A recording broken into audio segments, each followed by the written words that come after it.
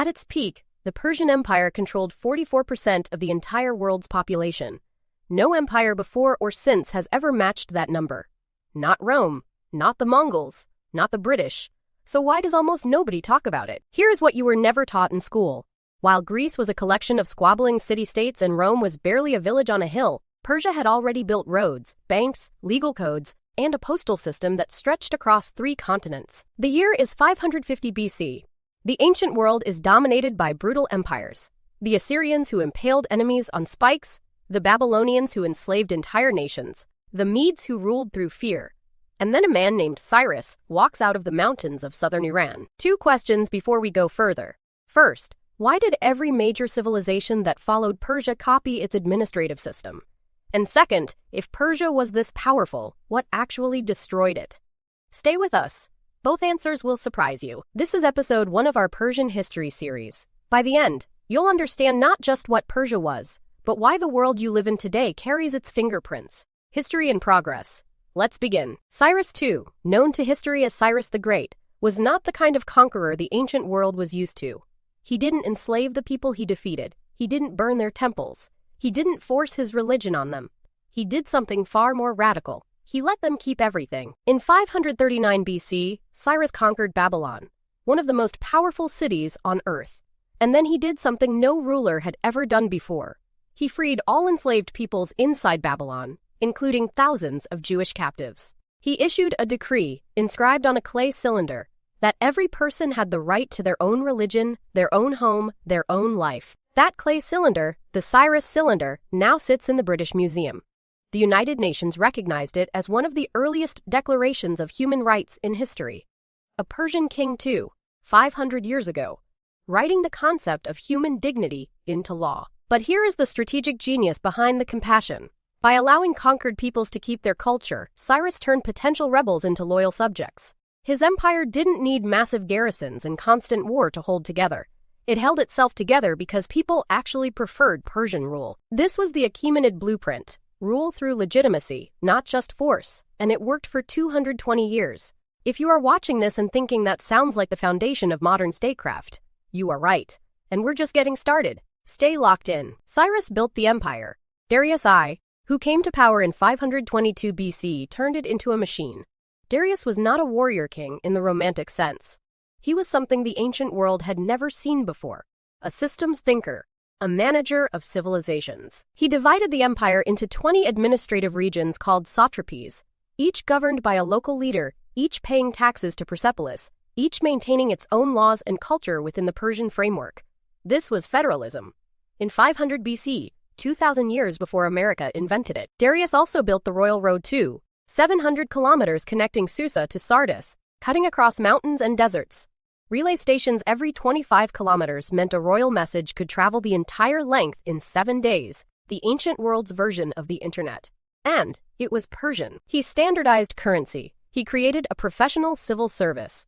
He commissioned Persepolis, a city so architecturally advanced that archaeologists today still cannot fully explain how it was built. Delegations from 28 nations are carved into its stairways, each bringing tribute, each rendered with dignity, not humiliation. Pattern interrupt. Think about this. The Romans get credit for roads. The British get credit for colonial administration. But Persia did both, 1,000 years earlier, and treated the conquered with more dignity than either. The historical record is clear. The narrative just hasn't caught up yet. Keep watching. Now, the Persian Wars. You've heard this story. 300 Spartans. Thermopylae. The brave Greeks defeating the Persian tyrants. It is one of the most powerful narratives in Western history. Here is the problem. Almost none of it reflects the actual power dynamics involved. When Xerxes I invaded Greece in 480 BC, he was not some irrational monster. He was responding to Greek city-states that had funded a rebellion inside his empire. From the Persian perspective, this was a policing action against insurgents. The Greeks were the ones who struck first, at Sardis in 498 BC. Yes, the Persians lost at Salamis. Yes, they eventually withdrew from Greece. But here is what that narrative leaves out. Persia continued to dominate the Mediterranean for another 150 years after those battles. The Greeks were exhausted. Persia was barely inconvenienced. In fact, after the Persian Wars, it was Persian gold, literally Persian money, that funded Athens' Golden Age. The Persians played Greek city-states against against each other for generations. Athens versus Sparta, Corinth versus Thebes, all manipulated from Persepolis. The Persians didn't lose the war, they changed the battlefield. Here is your cliffhanger. If Persia was this strategically dominant, why did it fall to a 25-year-old Macedonian general in less than a decade? The answer reveals a fatal flaw at the heart of the Achaemenid system, and it is a lesson that every modern superpower should study. Coming up next, in 334 BC, Alexander of Macedon crossed into Persian territory with 40,000 soldiers. The Persian Empire had an army of hundreds of thousands. By every metric, this should not have been a contest. And yet, within 9 years, the greatest empire the ancient world had ever seen was gone. Here is why. The Achaemenid system, built on tolerance and decentralization, had a fatal flaw. Local satraps had too much independence. The Persian court had grown too comfortable. The kings who came after Darius lacked his administrative genius. By the time Darius III faced Alexander, the Persian command structure was fragmented, slow, and deeply political. At the Battle of Gaugamela in 331 BC, Alexander didn't win because his army was larger. It wasn't. He won because he was faster, more decisive, and because Darius III fled the battlefield. That single moment shattered Persian morale across the empire. Not because the empire was weak, but because the king's nerve broke. When Alexander reached Persepolis, he burned it, supposedly in revenge for the Persian burning of Athens 150 years earlier. But historical accounts suggest he regretted it almost immediately.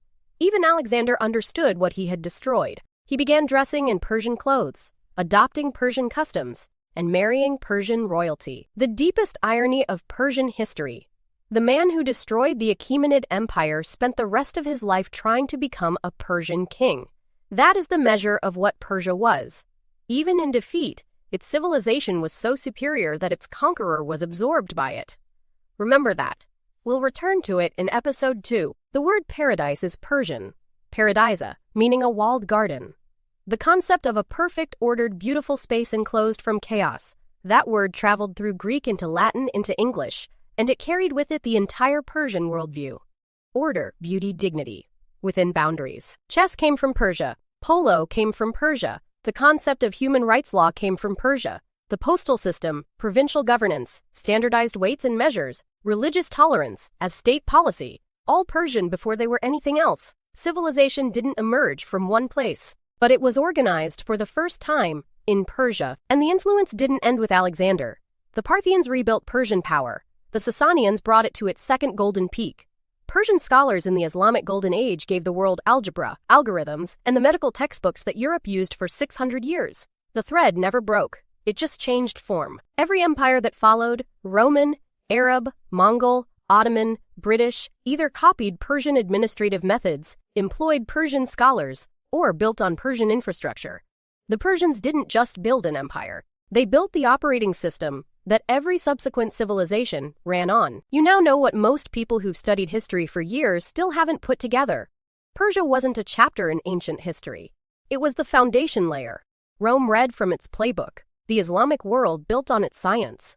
The modern state system borrowed its administrative logic. And we barely teach it. The story doesn't end here, it evolves. In episode 2, we go deeper. The Sasanian Empire at its peak rivaling Rome. The Islamic conquest that should have erased Persian culture but instead was transformed by it. The poets, scientists, and architects who kept the flame burning across 1,000 years of invasion and change. If this episode shifted something in how you see the ancient world, that is exactly what this channel is built for. Not to repeat what textbooks say, but to show you what they leave out, who they leave out, and why that matters right now. In 2026, when the heirs of this civilization are still shaping geopolitics, subscribe to the channel and turn on notifications, because every week we go where mainstream history doesn't. The next episode drops soon. And trust me, the Sasanian story makes this one look like the warm-up.